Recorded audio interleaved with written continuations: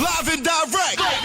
It's Sway in the morning. Right here on Shade 45. Yeah, man. Hey, man, easily the most celebrated producer, actor, producer, movie writer, screenplay writer, dad, homie, great friend, visionary. Man, there's so many adjectives I could use to describe him, man. But just all around, just a very talented individual is here with us. Give it up for RZA, ladies and gentlemen. Man, every time I see you in one of these big films, it's amazing to see how far we've come. Yeah, it's hip hop, right? Yeah. Especially when they counted us out to be not even hip hop wasn't supposed to last for 20 years. You know exactly, what I mean? right? Never forget what KRS-One said back in the day. He was like, there was like this violence because when Scott LaRock had died in New York, Yeah. The paper reported that hip hop is violent and it's going to be just a passing fad. And he was like, we're not starting violence, we're just having fun. Yeah. You know what I mean? And he said something like 20, 30 years or 50 years down the line, you could spark this and we'll be the old school artists. Yeah. And that vision was right because the word artist is what we became, not just hip hop artists. You know what I mean? An artist that could fit into any medium once we find that artistic wave. And that's one of my missions, I think, has been for the last 10 years is to find different ways to express myself through art and not be pigeonholed because of what first introduced me to art. You know what I mean? I mean, I look at you, we know each other for years, so we could talk of history. Like, think of starting, with your turntables and DJing and breakdancing, and then growing to be a voice of hip hop. A guy who's taken hip hop journalism and taking it to the level to whereas you're speaking to the president of our country. I mean, this is so. Me and Tech was hanging, and we were just reflecting. Like, think about it. You guys start down in the Bay Area, and you're putting something together that's unique to your area and your neighborhood, and then it grows. And then he said he later learned that Flex is like the wake up show inspired him. Yeah. So you'd be surprised how one coast inspired the other. Then years later, somebody from our community could sit and represent us and talk to our president and get those words back. At the same day, the next day, come sit down and talk to somebody like Jay-Z or talk to an up-and-coming rapper like Chance or something. This is all beautiful, and this is part of our artistic expression. And me, I'm on that same mission as you are, to show that we have no boundaries. We have no boundaries, man. Very well said. Man, you just kill. I have no more questions. No. You feel like blushing? Are you blushing, Sway? Actually, RZA, this relationship isn't what it may seem. Right, you know what I mean? Like it's, King Tech is my brother. Yeah. RZA's King Tech's brother. And I'm RZA's brother. So it's really brothers having conversation. And our biggest obstacle in this is how much game do we give up while the cameras are rolling. Right. So I'm very humbled by hearing a man like who's so multi-dimensional. And it's true. You said something philosophically that I'm not sure if everybody caught. When you find that artistic wave, that frequency. Speak on that. What does that mean? Well, it's just like a good musician. They say when somebody become a master of something, once you master one thing, you can apply that mastery to other things.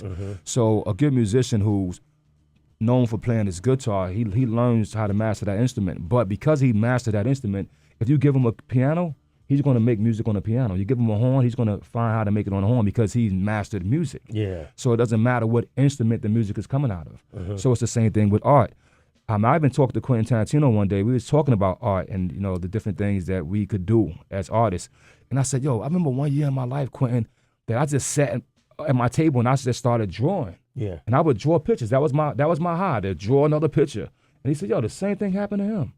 Wow. I'm saying, now, he don't draw anymore, and I don't draw anymore, but there was a period of that artistic expression where it just came with the, hey, I'm going to draw me a Mickey Mouse. I'm going to draw me a Donald Duck and draw me a landscape. And even the Jizza, who's the one who taught me how to MC, he used to draw the most intricate architectural things that's like, he doesn't do it anymore. But when he was younger, he would draw it looked like one of the people that designed Manhattan drew it. You know what I mean? Wow. Yeah. And this is that same artistic expression. Do you feel like now, because if you watch, all the movies you've done over the years, and the Oscar-nominated ones, and even with Brick Mansions, do you feel like as an actor that you've taken that mastery that you've obtained as a musician, and where you feel like you are as an actor? I think I'm getting there. I mean, I got 10 years acting, officially. It all started when Harvey Weinstein gave me a break in a movie called Derailed, and he said that he saw me as a natural. Of course, I went on to read books and study different methods of acting, whether it was from Susan Baston School or the way the Russians teach it, to just different styles of it, and I got a coach to help guide me. But to me, I'm still a work in progress. Yeah. But I am starting to enjoy myself more. So it's like when I was an MC, right? I think I reached MC mastery. Yeah.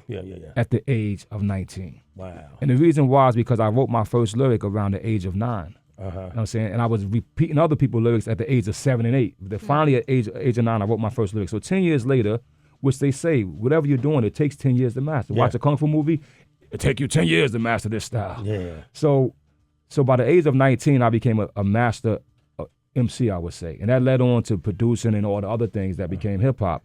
So now I got about 10 years into acting. I think another 2 or 3 years, I should be able to give us a certain kind of role, maybe do a biopic or do something that's totally out of my persona and deliver. To me, once I get some female audience to cry. Yeah. You know you got it. All right, that's you my got goal. it. All right, real quick, Paul Walker. What a tragic loss, and it's someone you grow to know through this film, I'm sure, and probably prior. Do you recall the last things you guys said to each other? Actually, probably the last thing we said was we'll see each other at the premiere. Because when you make a movie, some of these things last for months, and you build up a camaraderie and a brotherhood with the people you work with, especially if they have good spirit. And then the movie is over, and everybody kind of go their separate ways. Yeah. And you always look forward to seeing them again, doing the press junkets and doing the premieres. And that's what we said, I'll see you at the premiere. Because, I was headed to do the Wu-Tang tour. He was headed to go do Fast and Furious. Yeah. And we also talked about, like, we said, because he had just saw Man with the Iron Fist, you know what I mean? He's like, I want to do a Kung Fu movie with you, man. So maybe next summer we'll do that. Wow. And so the idea was to come back, do the premiere, start talking about developing another film together. And destiny bent on me. You know what I mean? To me, that's why I wrote a song about his the day he passed. And a lot of people was kind of, a lot of my fans was like, you turning soft, kid, you turning soft. I'm like, listen, there's nothing soft about love, kid. It's nothing soft about respect. But anyway, what's the name of that song? The song was called Destiny Bends. Yeah, that's right. Okay. And that's the spirit that came over me that day. It was like, you know what? We all got our destiny. Like I'm trying to make a 20th anniversary Wu-Tang album. I want that to happen. I've been planning it, but something could bend. And some of those plans won't come to fruition. So we got to be aware that destiny can bend. Yeah. You know what I mean? But do your best to keep it straight. You know what I mean? And that's what we do every day. It's a great movie. Brick Mansions. Brick Mansion is fun, yo. Yeah. The action inside the film. Let me say one thing about the film that I think is really cool. There's a style called parkour, which is a French martial art that started in the streets. It started similar to breakdance. Yeah. You know how breakdance started first, we did the pop, then we started the sweep, then the spinning on our heads. But these kids started first just jumping over benches, jumping over fences, to now they jump from rooftop to another rooftop. Yeah, I've seen that. Right. Yeah, right. So this movie, the father of that, the guy who's basically the father and the icon, David Bell, he's also in this movie. And they are bringing it. They're doing stunts that Jackie Chan don't do, Tony Jaa type stunts. These guys are doing it. No wire work. I actually seen him just jump off a roof, land, grab the gun out my hand in one take. I'm like, yo, this dude is crazy. You know what I mean? Yeah. But this movie will show that, and I think the American audience really never seen a movie like this with that kind of action. Okay, man. Now we're talking about Brick Mansions in theaters April 25th. Man, I want to ask you about that Wu-Tang album, and also Gravediggers celebrating the anniversary too. Yeah, Gravediggers coming out. Wow, who typed that up over there? I didn't play the Gravediggers. I love the Gravediggers. Yeah. I thought a lot of people forget about the Gravediggers because of they feel like it was a trend, a horrorcore trend. You know what I mean? Yeah. Let's talk about that. All right, Richard is here. 888-742-3345. Destiny Benz. Destiny bends. It does bend, yo. It does bend. RZA is here. Oh man, that's a powerful song, bro. Yeah, You wrote that for Paul Walker. yeah. It's crazy. I was in the studio writing a song for Bobby Digital, Yeah. going, talking girls, all this. And then I got the news what happened to him. And, I was like, whoa. At first I didn't believe it. Then I turned the TV set on and I seen everything. And I was like, wow, that's crazy, yo. Knowing him personally and knowing the situation he was in with his family and the love he was putting out there to the world. And so I tried to go back to work on my own thing, and nothing was coming out. So we just lit candles. And like 20 minutes later, I had the lyrics written, like it just poured out of me. Wow. You know what I mean? And I think the thing for me, it's a tragic to his family more than anything. Yeah. But sometimes people, you'll meet somebody in your life, and you'll feel a destiny growing. And you could bank on it. We all could bank on destiny, right? Yeah. But destiny bending is what we don't bank on. Yeah.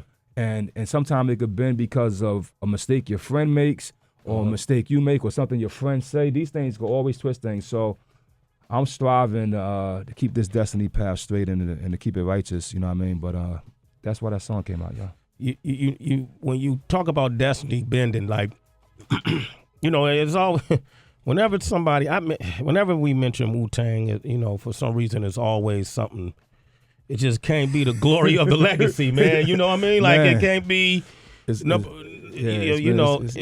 should be all beautiful. Yeah, it should be, Right, but it's always something popping up. always something popping up. Most recently, and tell me, is this an example of destiny's bending? Raekwon spoke out recently about the state of Wu-Tang Clan. And I know you've been asked this, but we haven't talked. And this is what he said. We did speak a few days ago, about 6-7 days ago, and he gave me his demands, which we presented to the company. Like, yo, this is his demands. If they could be reached, they could be reached. If they can't, they can't. And if they can't, then we got to reevaluate what we're going to do. Oh, okay. Now that was RZA. That was something. Yeah, that was my half of it. Oh, that was your half. Okay. All right. But Raekwon, you. Well, what Talk- happened, let's talk about what happened. Right now.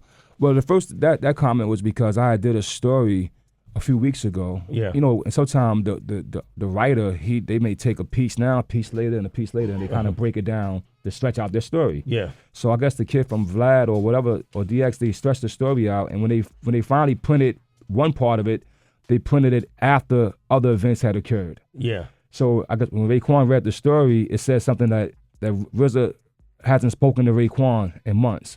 Now, I didn't speak to him for months until about 8 or 9 days ago. It's the first time I spoke to Raekwon in months. But when I did that interview, which was 2-3 weeks ago, I didn't speak to him. So I guess when he read it, he was like, oh, RZA's lying. I just spoke to him. Hold on, I don't need to lie, bro. If you were to check the history of the article, you could realize that this article was recorded prior to me speaking to you. Yeah. But once we spoke, he told me his demands, yo. And his demands are not unreasonable as who he is and the value of what he brings to any industry.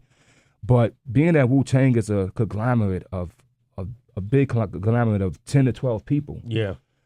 You can't meet, those demands can't be met. Now, I talk a little economics here. Okay. I get paid for my time. Like, we all get paid for our time. Yeah. You know what I mean? But if I try to sell my time to if I come into an ensemble film, Yeah. and we got all these big names, somebody's not going to get their full pay, kid, because the budget can't sustain it. Yeah. And we're in a situation right now where the budget can't really sustain what he's demanding, and for that to be equal across the board, and not even equal, even if we was to say, well, he gets a percentage more than him or a percentage more than him, what he's demanding is so takes so much weight on the budget that the record can't be done. So I can't come in right now and get my production fee on if I do a Wu-Tang album. Yeah. The average, I'm not putting my business out there or bragging, but the average people who call me up for a beat, Jilda said RZA charge 20 G's a session, right? Okay. And that's my cheap number. Okay. You know what I mean? All right. Okay. So if I'm about to do 30 sessions, Yeah. that's what, $600,000? Yeah. The budget can't sustain that. It can't afford me to do that because we're in a time of our industry where we're not walking in and getting $2, $3, $4 million Right. budgets no more. Right. You know what I mean? They give, even your A-list rapper,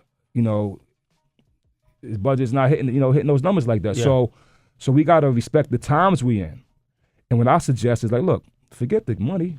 We made our first album, 36 Chambers, for less than $100,000. Yeah. All right? We just came to the studio and put our energy out, and that turned all of us into millionaires. Yeah. Let's just do it again. And let the work speak for itself, and let that attract and bring what it's going to bring. Because if we all start asking what we, demanding our fees, it ain't going to work.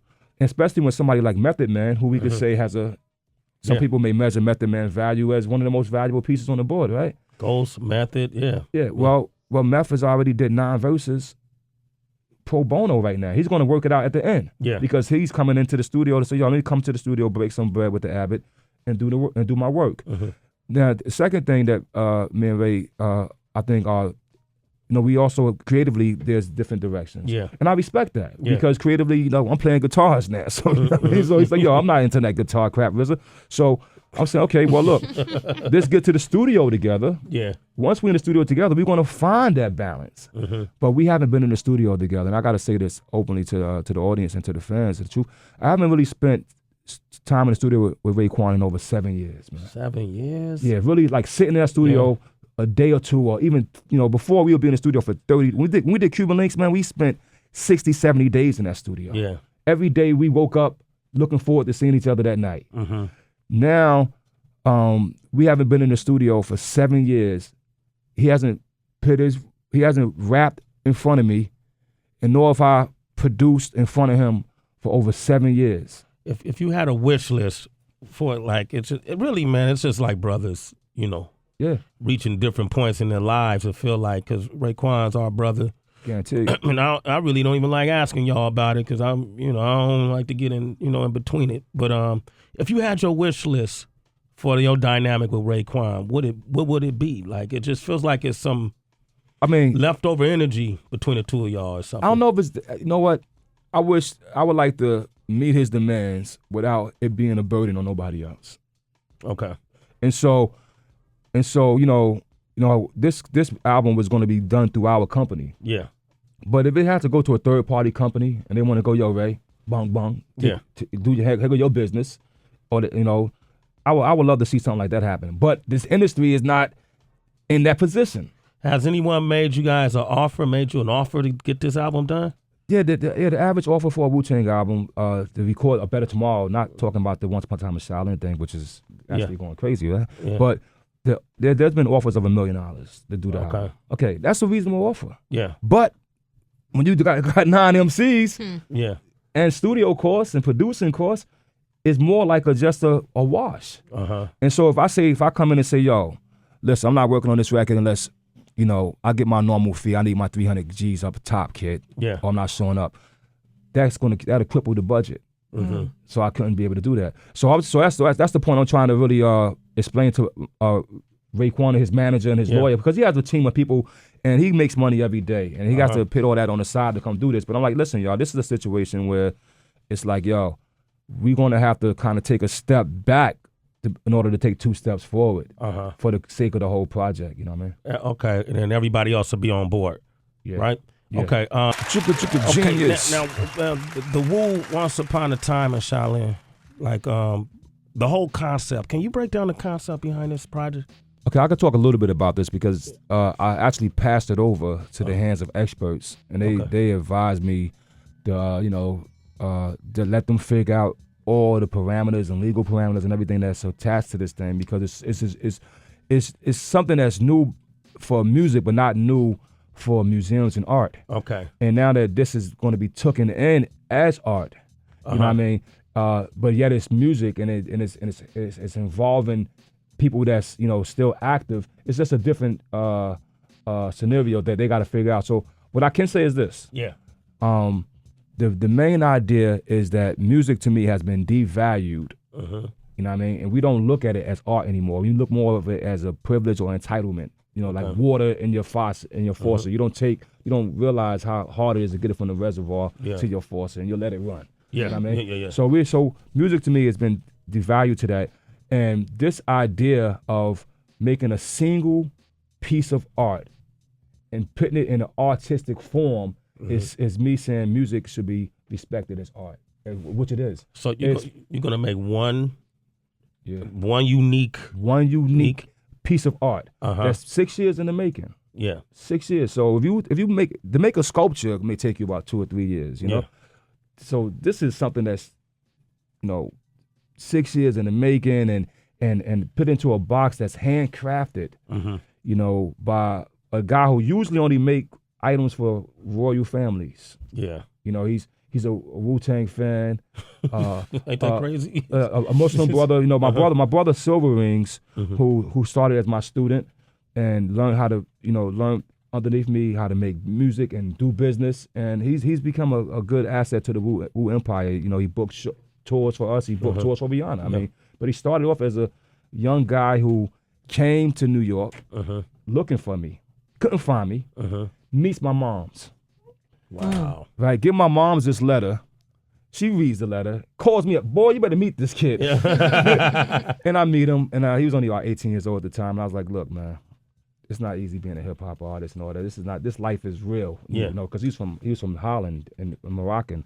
I said, go to college, study the art, study the law, study the business, and come back, and I'll have a position for you. And he went. Wow. You know what I mean? He did it. And him and with 3 other guys with him at the same time. Yeah. One of the guys is a professor right now in college with hundreds of students every year teaching about hip hop. He's brought over Rakim, KRS-One, and all these guys to speak to his class in Holland. Another guy went on to become a producer who made beats for different people in the industry, married a supermodel. And Silver Rings became a businessman who started his company Rings and Partner. And he's my it's this idea of music being art is something I advocated, but to make it a single unit, he kind of came with that idea. He was like, yo, we should take it back to the Renaissance. Yeah. It should be like a Picasso. I said, you know what? Yeah, because it is like that. And we kind of kept talking how to make it make sense, and we came with it. And the beautiful thing about it starts from a fan who one day I pulled on stage. Yeah. And that's the night I saw him. I ain't see him again, and he made it to America. Meets my mom. He got a picture with my mother, my mom's passed away. Yeah. Dirty Moms, who's still here, but Ason's not here, and Jizza Moms, who also passed away. But he has the only picture that I know of these 3 women together. Wow.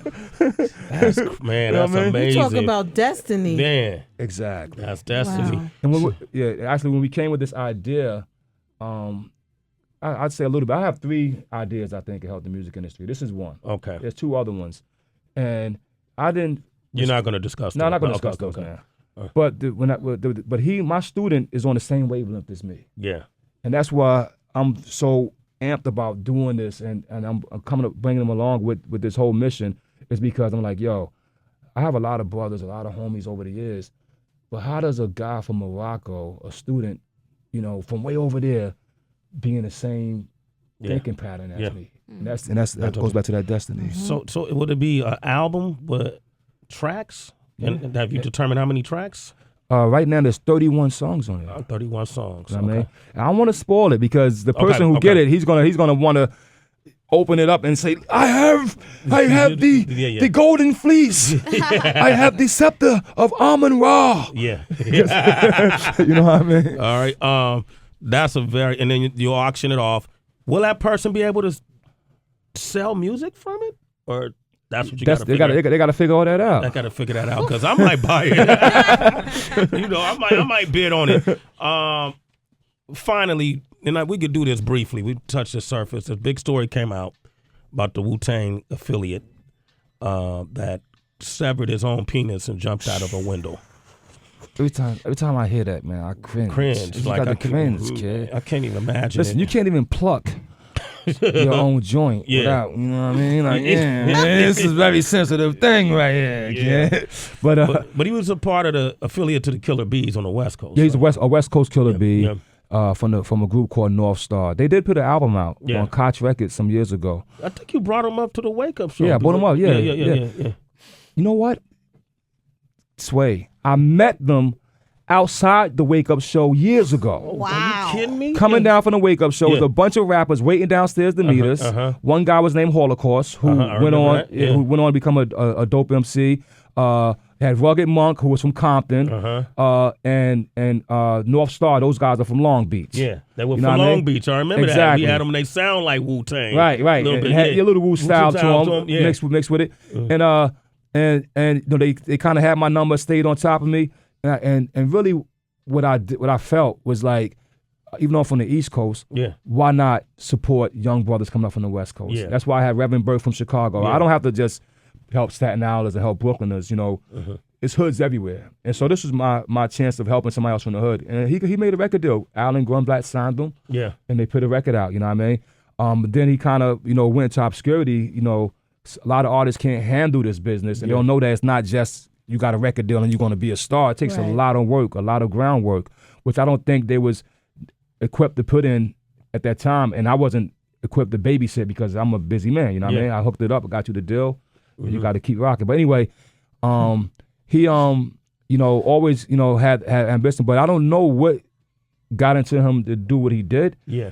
But I do know he have children. He have 2 children, and I just say blessings to his family. I hope he comes out of this alive. I hope he could find his, you know, find his mind, because I think that's something that must have been lost to do what he did. Yeah. But I just send out the prayers to him, and you know, may the Most High bless you and get you back on the right path, brother. There it is, RZA. I'm gonna take a few phone calls, man. People been waiting, so I can't deprive them. Courtney's on the line. Courtney, good morning. How you doing? Hi, Sway. How are you? Hey, what up, Courtney? Hey, it's Courtney, y'all. Courtney. What's going on with the beat? RZA, oh my goodness, I'm so excited to talk to you. You are one of my favorite artists. I read an article a couple of weeks ago for the 20th anniversary of Into the Wu-Tang, and they were talking about how you brokered the deal to give all the artists their own, you know, contracts and everything after y'all had come out with Into the Wu-Tang, and that blew my mind, because I remember every time a new Wu-Tang record came out, like Raekwon or Method Man or the Jizza, me and my brother, we were just on it because we knew it was going to be great. Thank you. I miss that so much, because we always knew any Wu-Tang artist that came out, the record was going to be off the hook. Grave Diggers was one of my favorites. The G to the R to the A to the V, E to the D to the I to the G, G to the A to the zigzag Z. Grave Digger. 6 feet deep. There it is, man. That's DJ Wonder's favorite group of all time, by the way. You want to say anything to RZA while you got him here, bro? Hey, what are you doing for the anniversary for Grave Diggers? I don't know. You know what? I have 5 songs that was recorded that maybe I'll put them out to the public. That they don't have, you know, the public don't have. So maybe I'll do it. Maybe I'll do that. Go into the studio vault. When you do that, maybe you can release it through Sway'sUniverse.com, and we can get it out there. Bong, bong. So we on the same wavelength right there. See all what right, Tanya, what up in Minnesota? Good morning. Yo, what's good, RZA? What up, Minnesota, Twin Cities? You know it. You know how many people you inspired. The whole Wu inspired so many artists out of Minnesota. Really brought science, you know, to the hip hop game here, man. So I just called to say thank you, bro, because we had a lot of good times and good parties that just really jumped off because of the Wu. Well, thank you, brother. I really appreciate that, man. That means a lot to me to know that, you know, some guys from Staten Island and Brooklyn going through our struggle could, you know, make music that reach way out there to you, man. So thank you for listening, bro. Hey, you know what, Tanya, too? Be on the lookout, because you know, we're coming out for Soundset Festival in Minnesota. Yeah, Soundset jumping. At the Canterbury Park, May 25th. Yeah. I'm going to be hosting it. All right, so Cypress Hill was on that. Man, let me get up on stage with you, bro. Okay, yeah, man, if you catch up with me, man, do like homie did RZA, man. Just get at me. All right? You know I'm about to. All right, RZA, man, my brother, man, I appreciate you being up here, brother. man. Thank you. Brick Mansions, April 25th. Make sure y'all check that out. And also gang-related, too, right? Yeah, well, I'll come back on that one. How You'll about come that? back I'll on come that back one? on that Okay, we don't want to cross. It's a lot of money right there. You heard that? I'll come back on that I'll one. come back on that. All right, cool, man. Thanks, and, bro. And I see you. I see you. You know, I see you in the wind, but I see you back in Cali when you come. Yeah. I see you in the valley. Bong bong. Okay. You're listening to Sway in the morning On Shea 45.